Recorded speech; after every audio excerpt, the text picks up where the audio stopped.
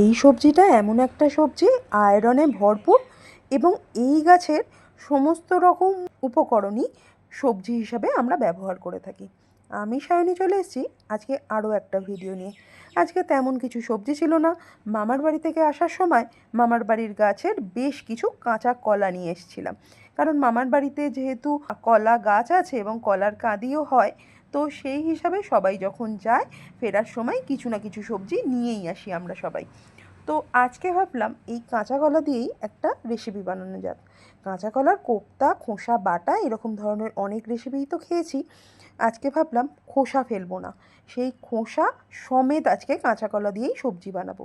তার জন্য বেশি কিছু নয়, একটু পেঁয়াজ আর রসুন কুচিয়ে নিয়েছি, আর শুকনো লঙ্কা ফোড়ন আর কালো জিরে, ব্যাস এই নামমাত্র উপকরণেই রান্না হবে। তাই সর্ষের তেল গরম করে শুকনো লঙ্কা আর কালো জিরে ফোড়ন দিয়ে দিলাম, আর কলাগুলো না একদম ছোট্ট ছোট্ট করে কেটেছি। তারপর দিয়ে দিলাম পেঁয়াজ কুচি আর রসুন কুচি, দিয়ে ভালো করে ভাজা ভাজা করে নিয়েছি। আর তারপর মশলা বলতে বেসিক হলুদ গুঁড়ো, লঙ্কা গুঁড়ো আর লবণ, ব্যাস এই তিনটে জিনিস দিয়েই কিন্তু আজকে রান্না কমপ্লিট করব। মশলাটা একটু ভালো করে ভাজা ভাজা হয়ে যাবার পর কলার টুকরোগুলো দিয়ে দিয়েছি, দিয়ে ভালো করে মিশিয়ে নিতে হবে। আর তারপর ঢাকনা চাপা দিতে হবে। তারপর আবার ঢাকনা খুলে দেখে নিতে হবে কলাগুলো সিদ্ধ হয়েছে কিনা। তারপর অল্প একটু জলের ছিটে দিতে হবে। তারপর আবারও ভালো করে মিশিয়ে নিয়ে আবারও চাপা দিতে হবে।